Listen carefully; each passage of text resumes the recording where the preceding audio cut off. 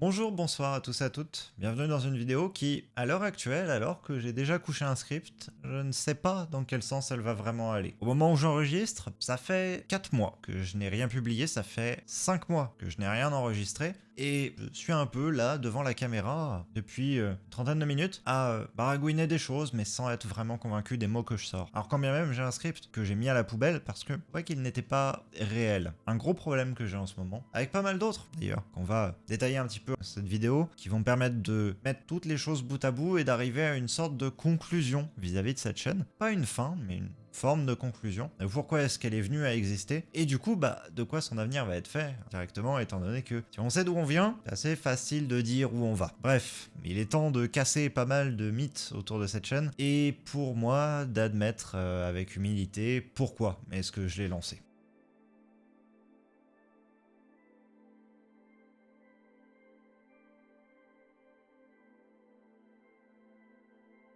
J'ai lancé ma chaîne en 2016, époque à laquelle je ne connaissais strictement rien à YouTube en réalité, je regardais que quelques personnes et suivais leurs travaux de très loin sans vraiment avoir touché au milieu, où je ne connaissais personne dans le milieu du jeu de rôle et je ne savais même pas que l'actual play était quelque chose qui existait en dehors de l'exposition qui avait été amenée par Joueur du Grenier et ses comparses quant aux médias sur la plateforme. Et au-delà de ces aspects sociétaux, j'ignorais tout également des facettes les plus techniques.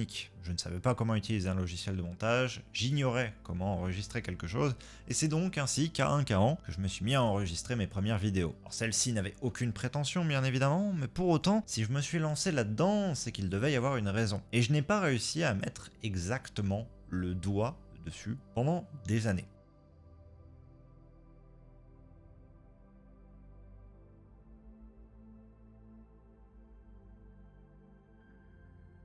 Alors je donnais des raisons à droite à gauche. C'est pour partager ce que je fais. C'est parce que j'ai une passion et que celle-ci est assez méconnue. Donc du coup, si jamais j'ai envie d'expliquer ce que je fais, c'est beaucoup plus simple de montrer une vidéo à quelqu'un et instantanément il va comprendre. En fait, c'était des petites façades derrière lesquelles je me cachais. Parce que, en réalité, je savais pas. À savoir que, et je n'ai pas envie de le détailler ici, le but n'est absolument pas de rentrer dans les détails, mais j'ai eu des phases très sombres au cours de ma vie. Et cette chaîne YouTube que vous avez pu suivre, possiblement au cours des 8 dernières années, a été pour moi une sorte d'encre. Ça a été un rituel en quelque sorte auquel je me suis accroché, auquel je me suis tenu. Sortir des vidéos sur mes jeux de rôle et ensuite au fur et à mesure des années, plus largement sur des thématiques connexes au jeu de rôle. Et le fait est que, même si je me suis posé plusieurs fois la question du pourquoi est-ce que concrètement je le fais, jamais, au grand jamais, la réponse ne s'est imposée à moi. Parce que j'étais toujours dans une phase de construction, à la fois personnelle, mais également d'identité de chaîne. Ce sont deux choses assez distinctes. Déjà, d'une part, il y a moi, en tant que personne, qui ne savait pas vers quoi je voulais aller, et qui, au jour d'aujourd'hui, ne sait toujours pas parce que, loi de l'indécision, vous connaissez. Bon. Mais au-delà de ça, il y avait cette identité de chaîne où je ne savais pas trop vers quoi aller. Parce qu'en fait, je n'en avais pas de base. Quand j'ai commencé, 2016-2017, j'avais très peu de personnalité exprimée. Toute ma personnalité, je l'avais cachée derrière des murs, je n'apportais aucune plus-value, ni n'avais une proposition unique. Là où, bien, vous allez avoir d'autres youtubeurs et youtubeuses dans la sphère jeu de rôle qui vont apporter soit un petit peu d'humour, une formule bien à eux pour décortiquer des phénomènes de jeu de rôle. Moi, je n'avais rien de tout ça. Je n'avais strictement rien de construit. Je ne dis pas que ça a influé quoi que ce soit sur ma chaîne ou quoi, mais juste sur ma personne.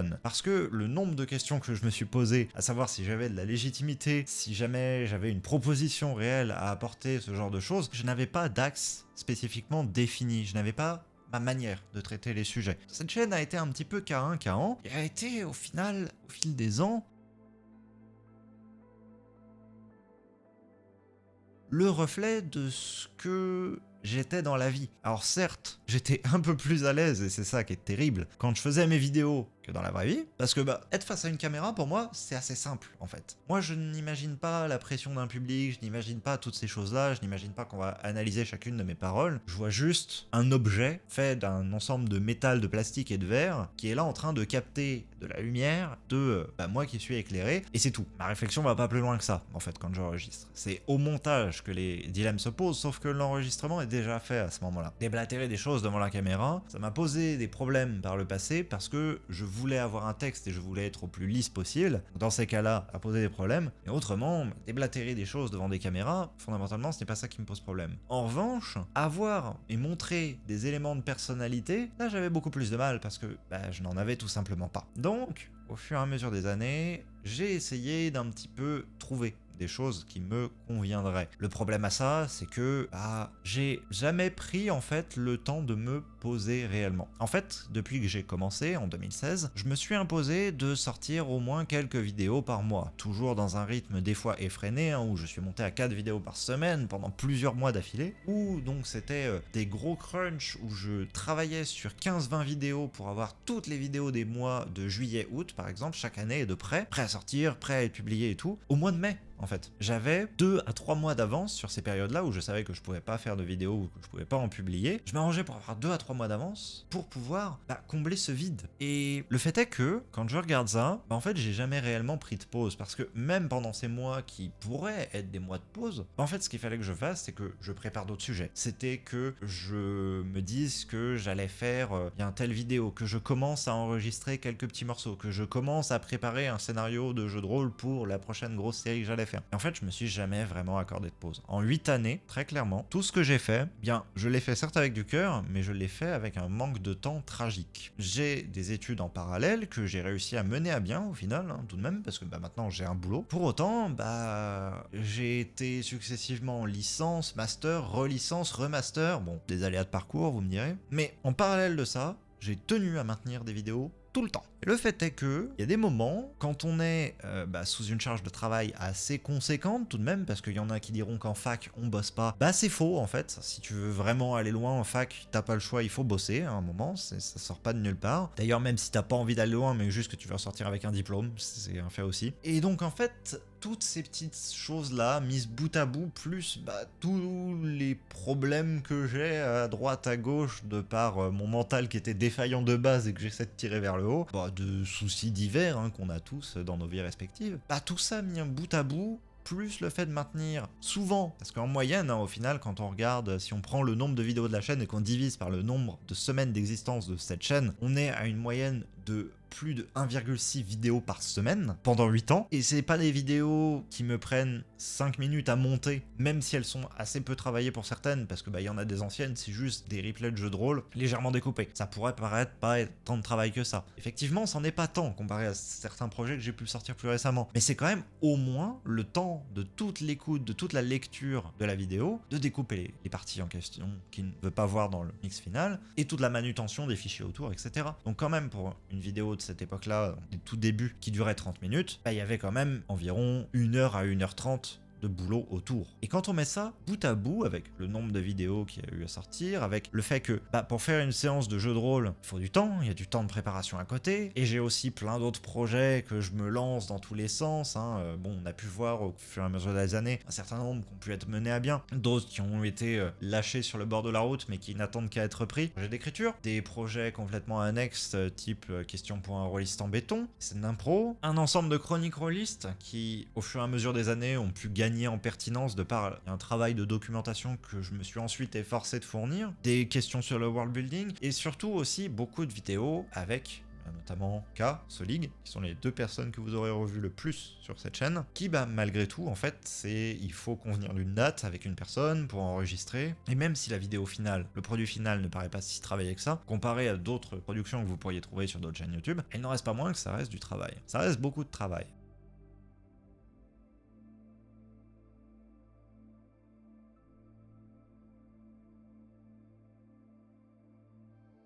Et ensuite est arrivée une phase où j'ai commencé à aller mieux en fait. Parce que pendant des années, je me maintenais à cette routine de points où je disais là, je vais pas vous mentir, ça a été une période difficile et c'était vraiment des périodes difficiles.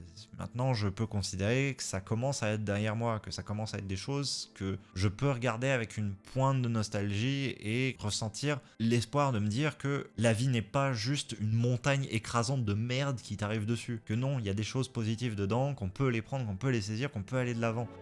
Il y a du bon en ce monde, monsieur Frodon. Et il faut se battre pour cela.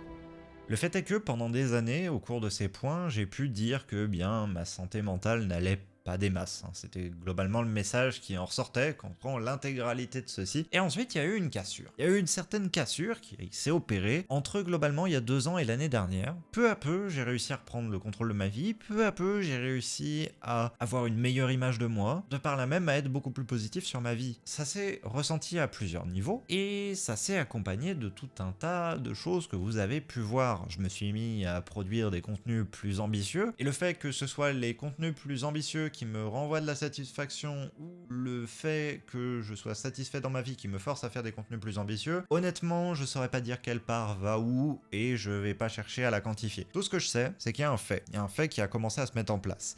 À partir du moment où j'ai commencé à me sentir mieux et proposer des contenus qui me correspondaient mieux, parce que les deux choses vont de pair au final, cette chaîne YouTube, même si elle n'est pas grand chose, entre guillemets, ça reste tout de même une part importante de ma vie en termes d'investissement de temps et d'affection que j'ai quand même, d'affect envers toutes les personnes que ça m'a permis de travailler avec et de discuter, d'élaborer des plans sur la comète qui ne seront jamais réalisés et ainsi de suite.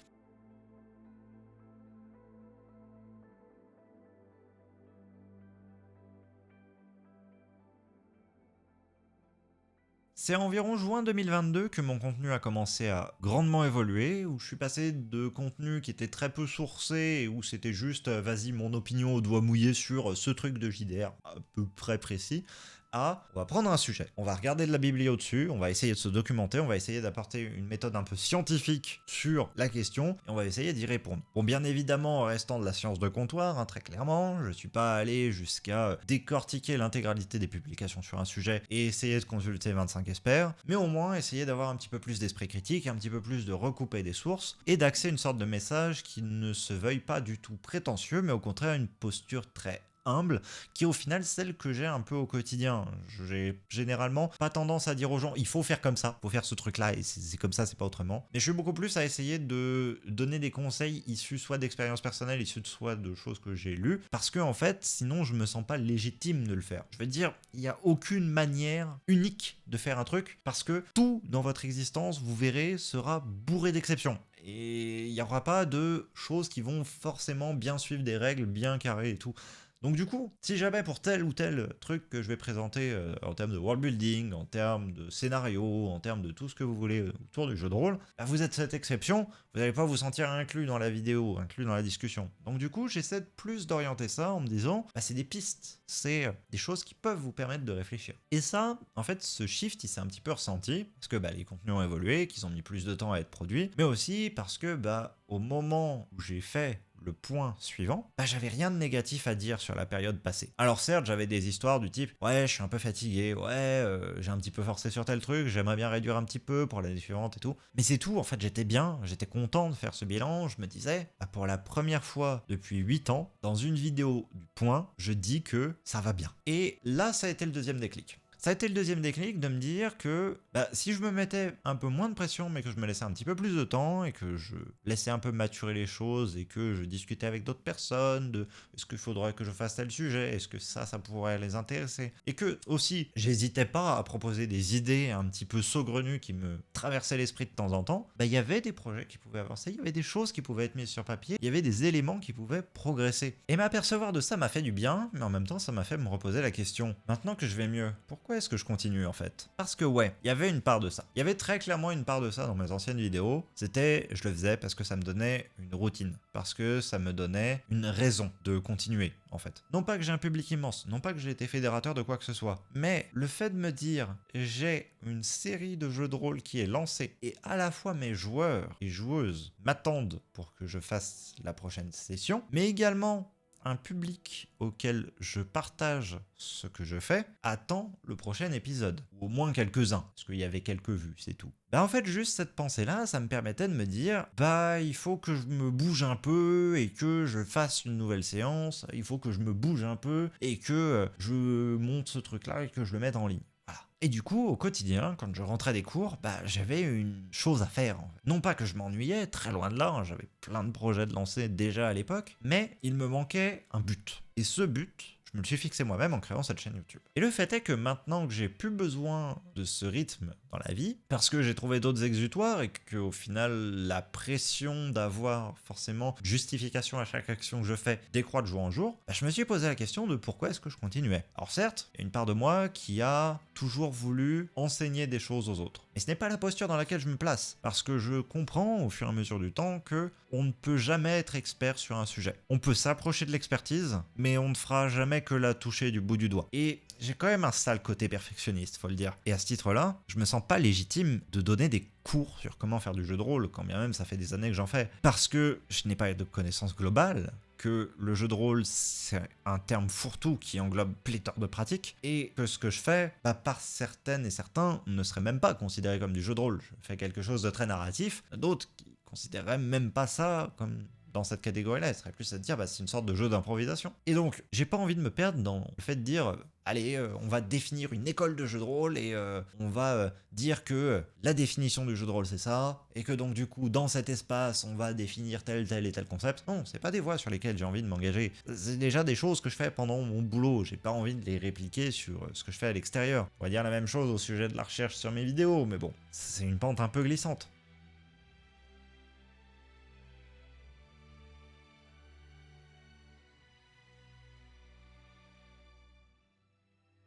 Et donc, du coup, toutes ces choses-là, mises bout à bout, me font me poser de plus en plus la question à est-ce que j'arrête en fait? Est-ce que vraiment j'ai envie de continuer? Parce qu'il y a plusieurs pressions que je me mets moi-même. Rassurez-vous, c'est pas du tout vous qui me mettez la pression, bien au contraire, chaque fois que j'ai un retour de votre part, ils sont franchement bienveillants. Ça fait franchement du bien, vraiment. Éclatez-vous à mettre des commentaires, même s'ils sont critiques, tant qu'ils sont construits, moi je les prends avec plaisir. C'est toujours très agréable d'avoir la possibilité d'interagir avec vous. L'autre pan qui me fait poser la question de est-ce que je dois arrêter finalement ou non, c'est la pression que je me mets. Parce que je sais que mes vidéos quand même commencent à toucher un public. J'ai commencé à en prendre conscience quand j'ai vu que certaines de mes vidéos faisaient dépasser les 1000, 10 000 vues. Que beaucoup de personnes juste regardaient une de mes vidéos, ensuite s'en allaient passer à autre chose. Mais quand on a 10 000 personnes qui regardent ces vidéos, une vidéo en particulier, il y en a quand même quelques-unes qui vont grappiller certaines des idées en passant. Et si on fait ça, si on considère que parmi, mettons, 10 000 personnes, il y en ait, allez, on va dire 10 qui ait grappillé les idées clés et qui ait décidé de les implémenter dans leur propre partie, à leur propre tablé. Si le conseil ne passe pas du tout, qu'au final c'est contre-productif pour eux, moi ça m'embête. D'aucuns n'en feraient pas cas et se diraient juste c'est aux personnes d'utiliser leur propre discernement, sauf que non. Suivant la manière dont on approche un concept, dont on aborde une idée, on peut faire une forme de manipulation, une forme de suggestion parce qu'on a cette espèce de pseudo-horizontalité entre nous, dans cette relation parasociale qu'on entretient, de moi qui vous donne des vidéos et qui vous parle un petit peu comme si j'étais une sorte de vaguement lointain pote qui donne des conseils obscurs sur le jeu de rôle à 3h du mat sur un salon Discord complètement défraîchi, ce cadre-là fait que on a beaucoup plus de facilité à se dire si c'est quelqu'un d'autre qui le dit et qui le fait autour de cette tablée, je peux mettre ça en place. Sauf que tous les conseils ne sont pas bons à prendre. Il y a des choses qu'il faut faire qu'avec son propre discernement, avec sa connaissance de sa tablée de joueur. Et il y a certains conseils que j'ai pu donner par le passé dont je suis pas fier du tout, parce que j'ai évolué, parce que j'ai grandi, parce que j'ai eu de l'expérience entre deux qui m'a fait me montrer le contraire. Donc j'ai essayé au maximum de corriger ce que je pouvais dire, de bien faire en sorte que les choses soient plus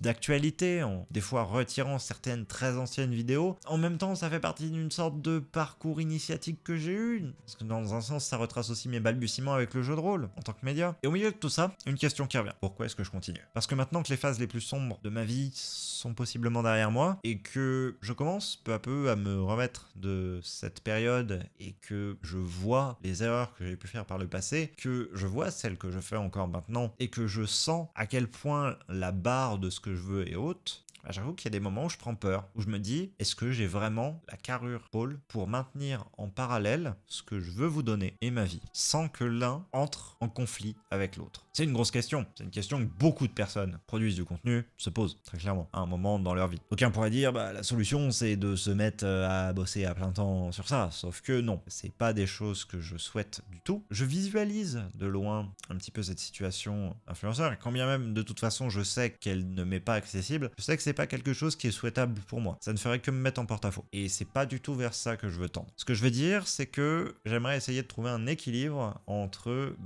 mon perso, mon pro et mon YouTube, que je considère littéralement comme un troisième pan de ma vie, là où la plupart des personnes justement s'arrêtent à deux et disent j'ai une vie perso, j'ai une vie pro, moi je rajoute une vie parasociale. Bon, il y a des choses comme ça qu'on décide pas, visiblement. Pareil, rajouter un pan jeu de rôle, parce que vu le nombre d'heures que je passe dessus, je pense que je peux considérer ça ainsi. Puis peut-être un petit pan écriture qui est tout coincé dans un coin là, mais qui passerait presque dans le perso au final.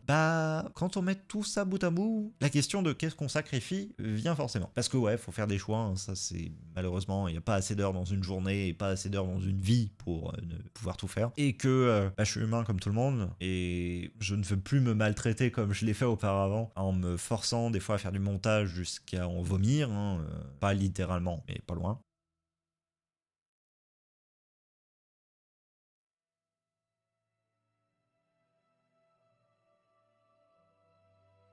Et je pense qu'avec ces dernières phrases, vous commencez à saisir tout le problème dans lequel je me suis embourbé. Chercher des sujets est devenu quelque chose de compliqué. Non pas parce que je n'ai pas d'idée de sujet, mais plus que je ne vois pas sous quels angles les traiter pour certains. Parce que le montage est devenu une forme de pression également. C'est quelque chose qui me prend beaucoup plus de temps qu'auparavant pour un résultat dont je ne suis toujours pas totalement satisfait. Parce que je veux pousser plus loin mes recherches et que je veux essayer d'inviter un peu plus de personnes qui soient pertinentes, mais parce que malheureusement quand on a la faible portée que j'ai, c'est difficile de trouver des collaborations. Parce que je suis quand même salement un perfectionniste, et que du coup, je m'impose des choses que je ne devrais peut-être pas forcément, et je devrais juste accepter de proposer ma vidéo ainsi, et me dire que de toute façon, elle trouvera un public. Et parce qu'enfin, la question de la motivation reste une chose ouverte. Parce que quand on retire à quelque chose la dimension vitale qu'il avait, on peut plus l'apprécier au même titre. On est obligé, de fait, de l'apprécier. On se doit d'aimer ce qu'on fait. Et la question de savoir est-ce que j'aime produire des vidéos, c'est très nettement posée.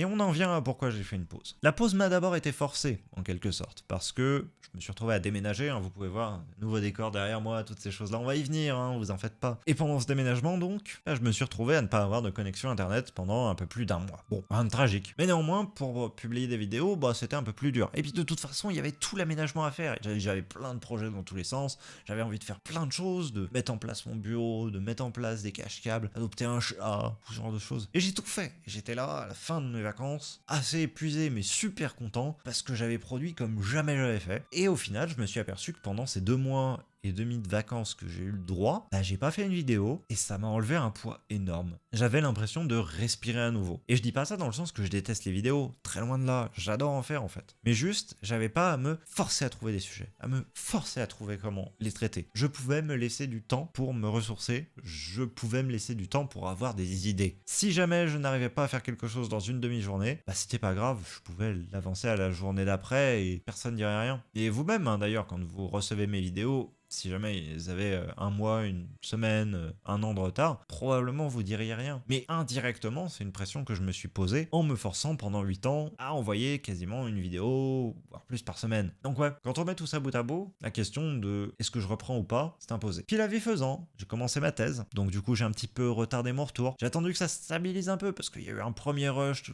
tout début de la thèse qui était assez dur. Du coup je me suis dit bon, on va reprendre tranquillement, on va faire des épisodes de Rolls, tranquillement, hein, qui dit le bonhomme. Bon, j'en ai fait 2, ça s'est super bien passé, et je me suis posé la question de pourquoi est-ce que je faisais Rolls. Bon, ça va, les justifications étaient beaucoup plus simples à trouver. C'est un format que j'aime bien, je trouve qu'il a du potentiel parce que on invite des personnes, et donc du coup, moi je me retrouve à confronter à des avis que j'aurais pas forcément d'habitude, ou des expertises que je n'aurais pas nécessairement en temps normal, et ça peut amener à des choses sympas, hein, clairement, des personnes que je n'aurais pas rencontrées sinon, et avec qui je peux discuter. Bon, très bien, sauf qu'organiser un épisode de Rolls, c'est un boulot énorme. Donc du coup, je me suis posé la question du ok, et on fait quoi par la suite? Parce que là, j'ai pas d'invité. Donc si j'ai pas d'invité, l'émission n'a pas de justification à exister. Et si on n'a pas de justification à exister, on n'en fait pas. Voilà, c'est tout. Y a pas de on essaie de trouver un moyen de faire revenir quelqu'un ou quoi.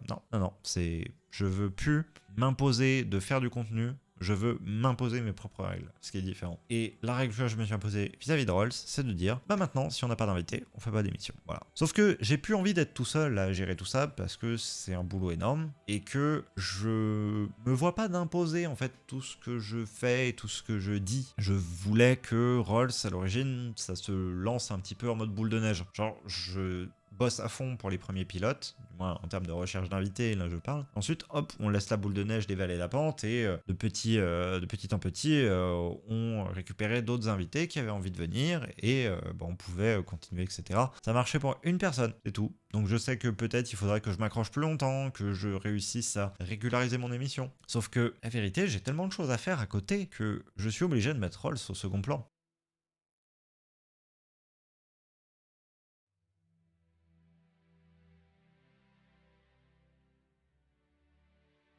Donc la grosse question qu'on pourrait se poser, c'est après tout ce monologue, bah qu'est-ce que j'en ressors d'une? Et pourquoi est-ce que je vais continuer? Comment également? Le comment dans les modalités exactes, ça vous l'aurez très bientôt. Je vais ne pas redéroger une nouvelle fois à ma règle, et vous aurez droit à un point très clair qui vous détaillera un peu plus déjà ce qui s'est passé derrière moi dans ce que j'ai pu faire, et également comment est-ce que je vais continuer les choses. Maintenant, pourquoi est-ce que je vais les continuer? Parce qu'il y a une forme de souci pédagogique en moi, mais qui se veut plus en format d'un conseil que réellement d'une leçon didactique. J'ai envie de continuer à apporter ce que je peux à cette sphère jeu de rôle et world building, parce que je sais que j'ai des petites choses en plus dont je commence à prendre conscience. J'ai des choses en moins aussi, bien évidemment, comparé à d'autres membres de la communauté, mais j'ai des petites choses en plus qui sont mon background scientifique, qui est au final une certaine forme de force lorsqu'on cherche à structurer des choses. Structurer du world building, typiquement, avoir une approche très scientifique de la chose, ça permet d'éviter certains écueils. Ça en ouvre d'autres, ça permet d'en éviter certains. Et ça offre une vision un petit peu différente de ce qu'on a l'habitude d'avoir. Moi, au contraire, je vais me vouloir un petit peu plus rationnel. Je vais pas me coller cette étiquette là moi-même, clairement, mais c'est ce vers quoi je vais essayer de tendre. Maintenant, comment? En un mot commençant, en fait, sans me forcer. C'est-à-dire que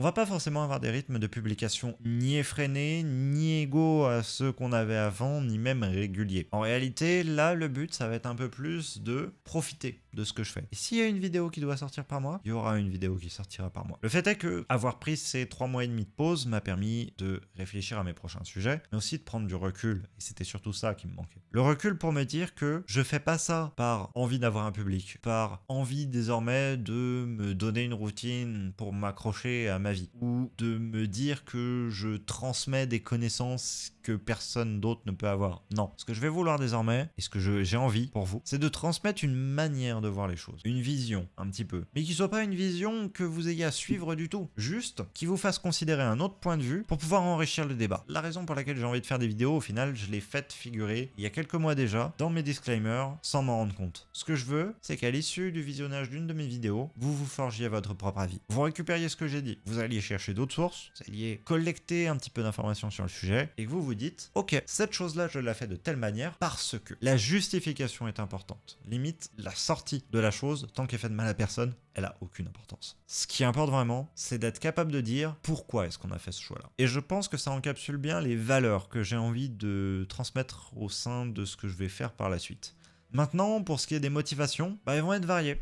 J'ai envie de continuer à partager du jeu de rôle parce que j'ai envie de raconter des histoires et j'ai envie que des personnes s'y intéressent si elles le souhaitent. J'ai envie, dans une visée un petit peu didactique, d'apporter des pistes de réflexion sur différents sujets un peu plus sérieux. Et j'ai également, surtout envie, et c'est également quelque chose que je vous souhaite très profondément à chacune et chacun d'entre vous, de trouver des moments de qualité. Parce qu'au final, c'était pour ça que je le faisais depuis le début, et c'était ça la réponse à ma grosse question, à mon pourquoi est-ce qu'en 2016 j'ai commencé ça. Parce que je n'avais jamais eu ça. Parce que j'avais jamais eu, avec des personnes, des moments de qualité que ces personnes en face ne sachent pas trouver ailleurs. Et que moi-même, en offrant le cadre pour ces moments particuliers, je ne pouvais pas trouver ailleurs. Parce qu'à travers 8 années de jeu de rôle, j'ai réussi à offrir à mes amis des expériences dont ils se souviennent et me ressassent des éléments encore aujourd'hui, que je suis parvenu à mettre en place des bulles dans lesquelles rien d'autre n'avait d'importance que la qualité des personnes avec lesquelles je me trouvais, ce temps qu'on avait à disposition ensemble qui nous permettait tous nous sortir d'un quotidien et nous faire ouvrir à d'autres perspectives, nous faire passer du temps, rire, inventer des histoires avec des personnes que l'on n'aurait pas forcément imaginé rencontrer, et autant d'autres choses dont au final je n'ai même pas les mots pour exprimer parce qu'il n'est pas possible de tout caractériser et de tout catégoriser. Des moments que j'ai pu partager avec vous,